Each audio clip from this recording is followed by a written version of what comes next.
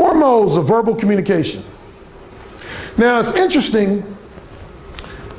I was telling you in college I started being Mode 1, but I didn't call it Mode 1. I just called it bold, straightforward behavior. Who's read Mode 1? I know there's at least a couple guys in here who've read Mode 1. Okay. Well, if you read Mode 1, there's a story I'll tell. I had an interaction with a woman. She was actually a student, a former student of my mother. My mother used to be a teacher. And it was the night I shared with her that made me come up with the term Mode 1. What happened, she was on a bus stop and I recognized her. And I asked her for a ride. At first she looked at me like, I'm not getting in the car with you. I don't know you. I said, don't you know a Mrs. Curry? She said, oh, Mrs. Curry, I love Mrs. Curry. That's like my favorite teacher. I said, I'm her son. She said, oh, okay. I said, it's starting to rain. You want to ride? She said, sure. So we were talking, and she just started talking about a whole bunch of shit I just didn't care about. Now, for those who read my book, they know the very first sentence in my first chapter is, I hate trivial small talk. Matter of fact, I would say that's at least half the reason why I really started being Mode 1. Most guys think it was geared specifically towards sex. No, I can't stand that phony, disingenuous, like I was doing an example earlier, that, you know, hey, so, what's been going on? Oh, that makes me cringe. Not only with women, like my own brother gets mad at me. This is family we're talking about. He'll say, Alan, sometimes, man, we'll be talking and you'll cut me off. I say, because you weren't talking about shit. His attitude was like, well, I'm your brother. I'm like, dude, man, if you're talking about something specific, something that's relevant, then you got all ears from me. But I don't like when people call me and they'll just be like, you know, hey, so Alan, so, you know, what's up? What's going on? I'm like, I'll get off the phone in like 2 minutes, that shit. But anyway, this woman was talking about a bunch of bullshit. Now, normally if a woman's the daughter of, say, a friend of my parents, somebody in that circle, I would just be, as I call it, pleasantly phony. But she was perceptive. She could sense it. At a point in conversation, she said, Alan, I'm getting the impression you're not really listening to me, like you really don't care what I'm talking about. Previous situations, I probably would have been pleasantly phony and said, no, I'm listening. No, go ahead with your story. But my little, you could say, Mode 1 voice was like, no, don't, just be real. So I said, you know what? I could give a fuck about any of the shit you're talking about. You're talking about your girlfriends and this gossipy shit. I don't give a fuck about that shit. And she was just like, wow. I know I asked you, but damn, you just... I said, well, I'm just going to keep it real. I said, 90% of the shit you've been talking about up to this point has been going in one ear and out the other ear because I don't give a fuck. So she said, similar to the woman in the grocery store, she opened the door for him. She said, so, okay, what do you give a fuck about? I said, finding somewhere to slide those black leggings you got on down to your knees and fuck the shit out of you. And she said, what? What did you just say? Why do women do that? What's at least one of the reasons why a woman would go, what? What did you just say? What do they want you to do? I already gave you hints. What do they want you to do at that point? Apologize. Yeah. That's what I call a testing your balls reaction. They're like saying basically to you, are you telling me you got the balls to say some shit like that to me? You better not. They go to bully mode like, you better not have the balls to say nothing like that to me. And they expect you to go, oh, I'm sorry. I didn't mean to say that. I didn't mean to say something that provocative or X-rated. That's what a lot of them are waiting for you to do. They're waiting for you to back down. Like this friend I was talking about, he would do that. He would back down. Do you know as soon as I told him to stop apologizing, I didn't hear from him for about roughly 3 weeks. Then all of a sudden he called me up. He said, dude. I was like, what? He said, man, you're a fucking genius, Alan Roger Curry, dude. You're a fucking genius. I said, what's up, man? He said, man, remember you just told me to stop apologizing? He said, I ain't gonna lie, it was challenging for me to do that. But he said, man, once I stop apologizing, he said, now I'm getting laid like crazy. I said, really? He said, oh, dude, he said, like it's just like you predicted. Like a lot of women who would give me a bunch of shit be like, you motherfucker, I can't believe you said that shit to me. He said 10 minutes later, they'd be like, so how you gonna fuck me? Huh? Like you gonna let me put my legs on your shoulders? And he said it would freak him out because this woman would be going off 1 minute. Why do you think one of the reasons why women, other than I already said, challenging in your butt? Well, see, I have a way of jumping. That's why I have to have this type of shit because I'll jump all over the place. I was telling you why I first called this Mode 1. Going back to the woman who was my mother's former student. First, she had a negative reaction. And I held my ground. I said, yeah, that's what I said. So she just got quiet. She got quiet for like about, 3, 4, 5 minutes. Then as we were moving closer to where she lived, there was this intersection, there was this motel, and it had a big parking lot. She said, Alan, you see that motel? I'm thinking she want to go in the motel. I'm like, sure. She said, okay, the parking lot, let's go park and talk. I said, okay. So we talked. And then again, she just kind of looked out the window, so I didn't know how to read her, because she was just like kind of spacing. So then finally she opens up. She says, I'm gonna admit something to you that's probably gonna blow your mind. I said, what? She said, remember when I was just going off on you for saying what you said to me? I said, yeah. She said, well, deep down, you got my pussy wet saying that. And actually, I knew that, but I played like I did. I said, really? She said, okay, I'm gonna lay it out to you. I'm gonna give you some female knowledge that you probably don't know. She said, us women, we know as soon as a man flirts with us, and as soon as a man approaches us in a social setting, that he wants to fuck us. We know that. But what we also tend to assume along with that is that 99% of the guys in society are not ever gonna have the balls to just straightforwardly tell us that. Like she started talking about that small talk I was talking about. She said, like, what I expect is for a guy to approach me and say, hey, what's your name? So like, what's your favorite movie? And you like coming to this restaurant? She said she expects all that shit, but she knows deep down they wanna eventually get to the point of letting her know that they wanna fuck her. But she just says she assumes that all guys are, as she called it, verbal wimps and verbal cowards. She said it's rare when you meet a guy that has the balls to just straightforwardly tell you that shit. She said, so the fact that you had the balls, she said, that's exciting to me. That's arousing to me. She said, you said what I wanted to hear, but didn't expect to hear. And then a weird thing happened. It's hard to explain this to you, but if you're a guy who's a creative guy or a guy who gets ideas, as they call it, the light bulb on the top of the head, have you ever had somebody say something and then you just start creating in your mind? Well, anyway, as soon as she said that, I don't have a photo of my matrix, but if you see my book, I have a matrix of the 4 modes. When she said, you said what I wanted to hear, but don't expect to hear, my mind, figuratively speaking, just started creating this matrix. And I kind of put in each matrix what a woman wants to hear, but doesn't expect to hear, what a woman wants to hear and expects to hear, what a woman doesn't want to hear, but expects to hear, and what a woman doesn't want to hear or expects to hear.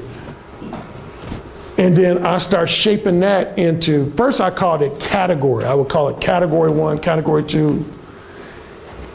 And I got so obsessed with that in my head that this woman, interesting enough, she was ready to fuck. And now I didn't even want to fuck. I was like, okay, yeah, where you live again? I'm gonna take you home. She's like, what are you talking about? I want to go make out. I'm like, no, we can do that a couple days from now. I gotta go home. And she was like, what the fuck? She's basically like, you got my pussy wet and now you don't want to fuck? I'm like, yeah, we can fuck tomorrow. Today is Thursday, we can fuck Friday or Saturday. And I couldn't wait to go home and draw out what I was seeing in my mind. So that's how I came out with the 4 modes of verbal communication.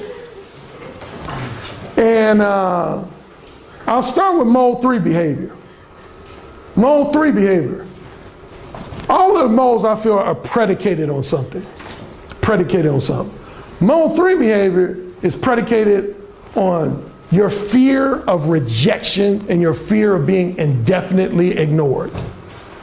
You don't want to be rejected. That one single fear just inhibits so many men's behavior. I don't like rejection, but I'm not afraid of it. There's a big difference. Like Michael Jordan, he said something interesting, similar. I remember I was reading an interview with him. He said, I hate losing. I hate losing. But he said, I'm not afraid to lose. He said, because when you become afraid to lose, you stop taking risk. He said, like, you'll be afraid to take the game-winning shot because you're afraid if it doesn't go in, you're going to have to experience loss. He said, again, I don't like to lose, but he said, you cannot win if you're afraid to lose. Similar baseball players have said that about home runs. They say they don't like striking out, but their attitude is you cannot be afraid of striking out because otherwise you won't ever hit a home run. If you just stand the plate holding the bat, never swinging or swinging real timidly, you ain't gonna knock the ball out the park. So I'm not afraid of rejection, but most men are. And so how does that affect their behavior? When you're afraid of rejection, it leads to you becoming dishonest with women, disingenuous, insincere, cowardly, misleading, and manipulative. Two probably most common examples of mode 3 behavior would be a guy who's interested in dating a woman, but he pretends like he's just content with being her platonic friend. How many guys, be honest, how many of you guys have done that at least once? At least once. That was almost every hand in this room. And that's what I would predict. Because I've done it before when I was younger. Most guys, to this day, I know a number of guys who do that. They pretend like they're content with being a woman's play. Matter of fact, 2 guys I helped out in London, that was their area. I had this one guy. He was like, Alan, man, here's my thing. I got this one woman. She's my friend. And I said, wait a minute, before you go on, did you choose for her to be a friend or you just kind of accepted that role? And he didn't want to answer me because he knew what the truth was. But then he said, okay, yeah, I accepted that role. I said, why'd you do that? He said, I don't know. I guess she didn't. I wasn't thinking she was really interested. I said, okay, go on. And he said for about 1.5 years, 2 years, him and this woman had been operating as friends. But not only was she treating him like as I call it, a play brother, but this is what I say is the worst, is when you become a woman's male girlfriend or empathetic listening ear. If a woman feels so comfortable with you as a friend that she's telling you about other guys' dick she sucked and other guys she's fucked, what the fuck are you doing allowing that shit? I mean, seriously, that's some bullshit. I would never listen to a woman that I was attracted to talking to me about sucking some other guy's dick and she ain't sucking my dick. I would cut that conversation off so quick and make her head spin. That's what I told this guy. I said, dude, quit allowing yourself to be her fucking play brother. Don't listen. I said the next time she brings up some shit about another guy she recently fucked or wants to fuck, look her dead in her eyes and say, do I really give a fuck about your sex life with other men? He was like, mate, no, you're gonna make me look like a kid. I could never say that to her. She's a good friend. I said, she's a good friend. He said, yes. I said, you love the friendship. He said, yes. I said, then why are you talking to me?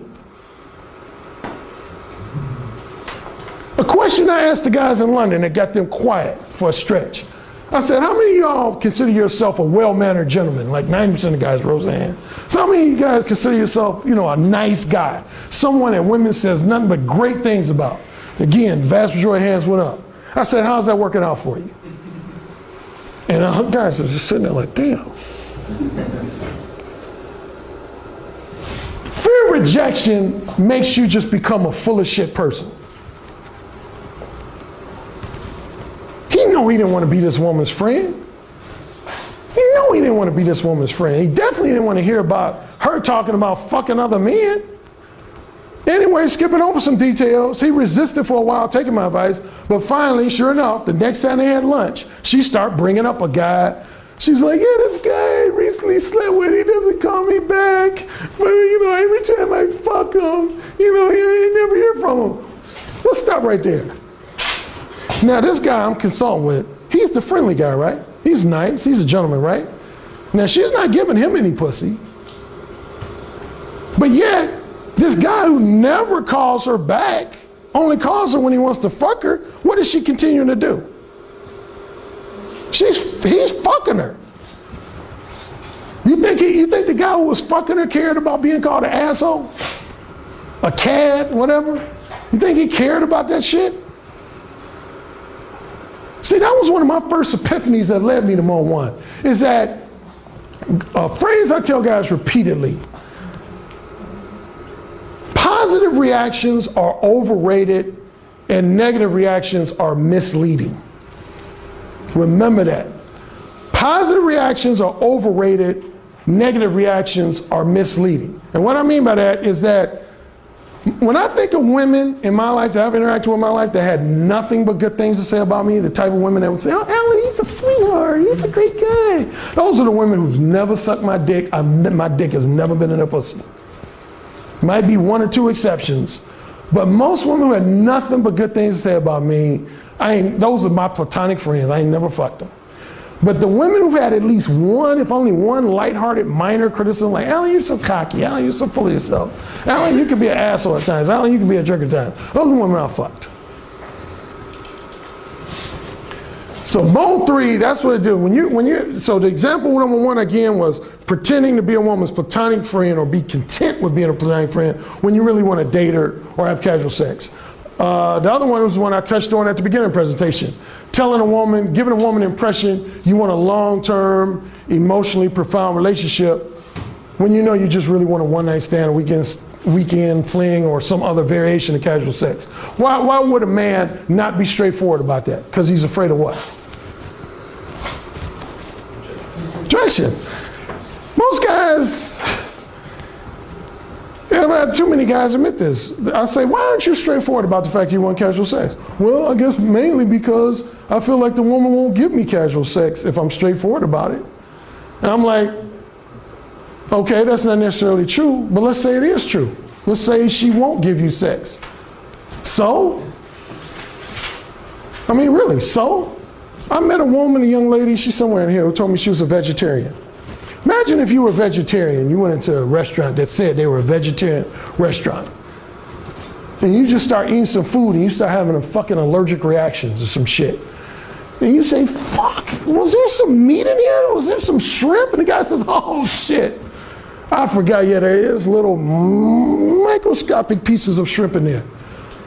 I'm allergic to shrimp. Why didn't you tell me that up front? Well, I didn't want to tell you up front because I thought you wouldn't eat here if I tell you up front. So I tell you afterwards, you know? Would you be cool with that shit? Would you be like, oh, okay. You wanted some business, so you misled me, and I guess I'm cool with that. No, you would curse them the fuck out. You would probably try to sue their ass.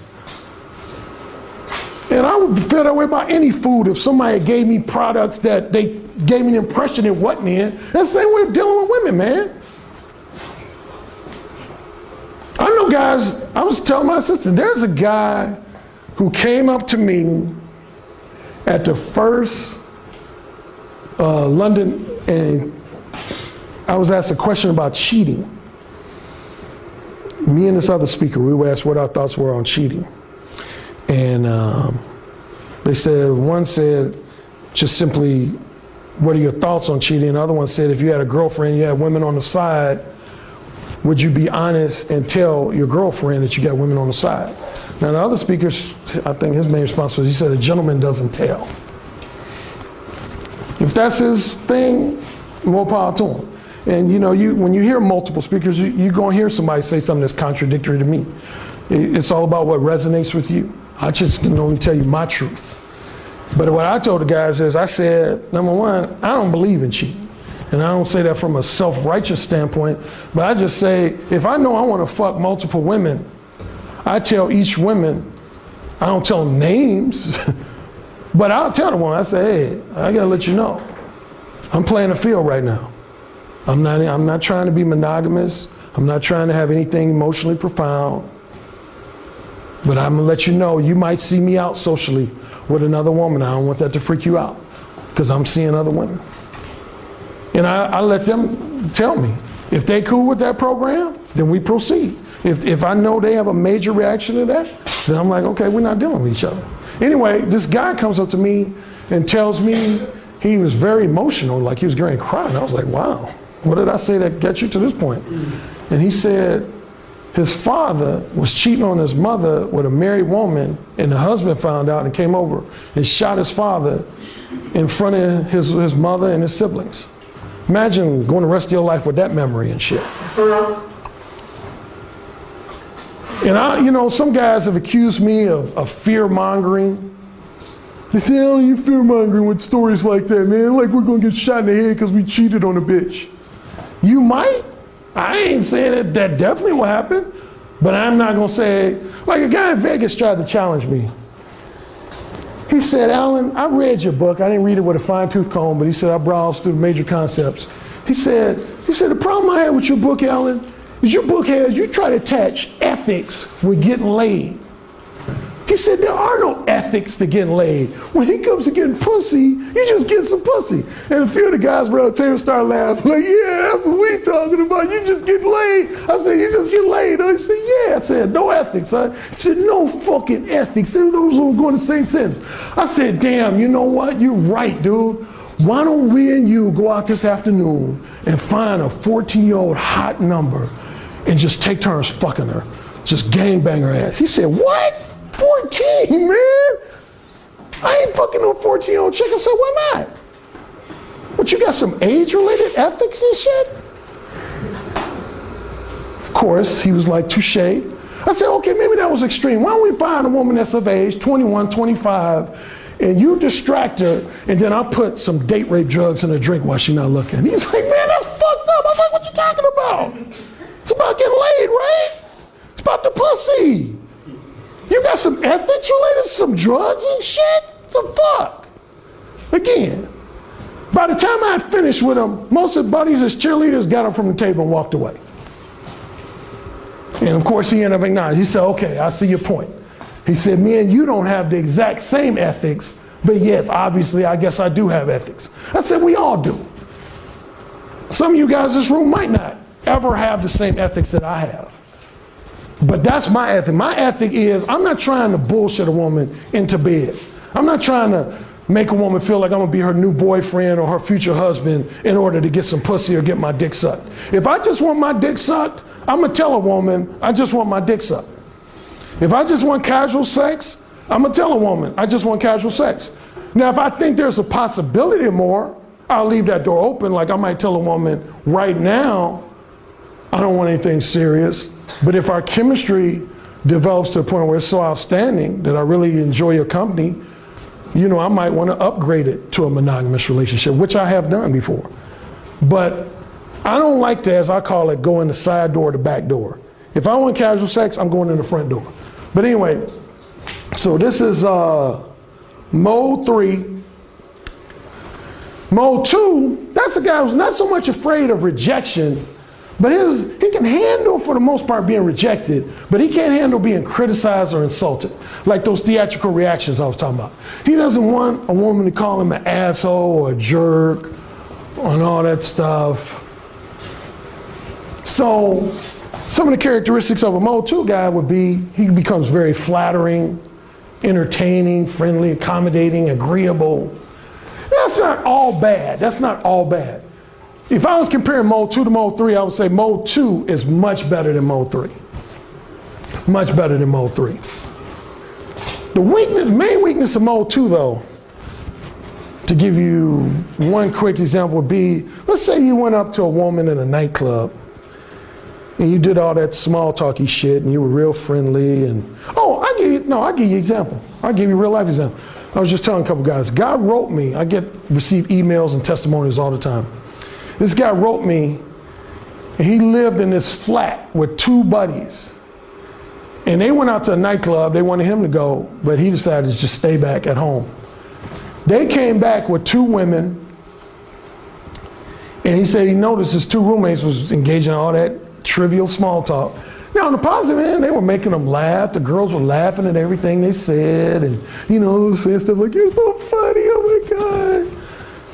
But one woman left about an hour after she got there. Then there was one woman remaining. Then they continued with the small talk. And so this guy who had laid back, he had read my book. So he said to himself, well, I'm gonna put mode 1 in play here. So his first objective was to encourage his roommate to be more mode 1. He said he wanted to his roommate, like, dude, you know, you engaging in too much small talk. You need to get straight to the point and let her know the reason you brought her back here is because you want to fuck her. And the guy's like, no, man, she's going to call me an asshole, man. She's going to call me a jerk. I can't have that. You know, she'll tell all girlfriends that I was just like this horny jerk and shit. He was like, but why'd you bring her back here? Did you bring her back here for laughs and giggles? So anyway, they continue talking. The woman says she got to go. He could tell the woman was starting to lose interest in the conversation. So before she got ready to go, he tapped her. And he said, hey, I just want to let you know, I think you're very attractive. I think you're very sexy. And I would love to take you in my bedroom right now and just bang the shit out of you. What do you think she did? What? What did you say? She was testing his what? Say no, balls. Say she was testing his balls. Testing his balls. Say it again, everybody.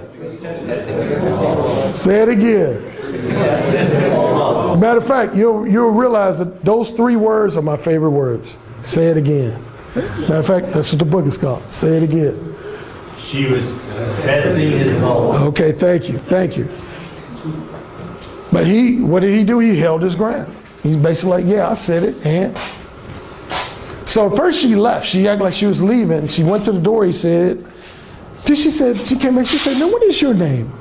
I ain't met you 2 friends, what is your name? He said, why you want to know my name? He said, I'll tell you my name while I'm banging you in my bedroom. And again, she was like, you know, you said you did something funny yourself. So then she got ready to leave again. Now this time, the second time, he said she did leave, but then she came back like a couple minutes later. And what was kind of awkward for him, he said, was that when she came back the second time, his roommate, who's the one who basically brought her from the club, he thought she was coming back for him. And she said, oh, hey, no, actually, I want to talk to him. I'm so sure he ended up fucking her. He didn't even go to the club. He didn't pull her from the club. But yeah, he was at home. And he fucked her. Explain that to me. How 2 guys could pull these 2 women to the flat, have them laughing and giggling. Isn't that a positive reaction when you say? If you got a woman smiling, laughing, giggling, when you say, gosh, she probably likes me. That's a positive reaction. But neither one of those 2 guys got their dick sucked, and neither one of those 2 guys got fucked. They didn't fuck her. This guy, all he did was say, I want to take you in my room and bang the shit out of you. He got criticized. He got insulted, but he got the pussy. And that's been my experience. Anybody who knows me, has hung around me, knows that's been my experience. I've had women go the fuck off on me, and either later on that day I fucked them, a couple days later I fucked them, a couple weeks, a couple months, whatever. But a good portion of the women I fucked in my life were women who initially were like, I can't believe you said some shit like that to me, or I can't believe you could be such an asshole, you know? So the mode 2 guy, if you're mode 2, if that's your thing, you just have an aversion to having provocative conversations with women, and you're really thin-skinned, and I tell guys honestly, I say, no, don't try to be mode 1. If you're a really thin-skinned guy, and you're really sensitive to adverse reactions and criticisms, do not be mode 1, because it's not going to be for you. And I just keep it real with the guys, because there's some guys who honestly, in Las Vegas, there was these 2 guys, they were like, hey man, we want to be mode 1. They were from USC in California. They said, we want to be mode 1, but we don't want to get a reputation on campus, you know, for being like, you know, horny assholes and horny jerks. I said, okay. I said, how long in the rest of your life are you going to go proceed in life allowing other people to dictate how you behave? And they sat there rubbing their chins.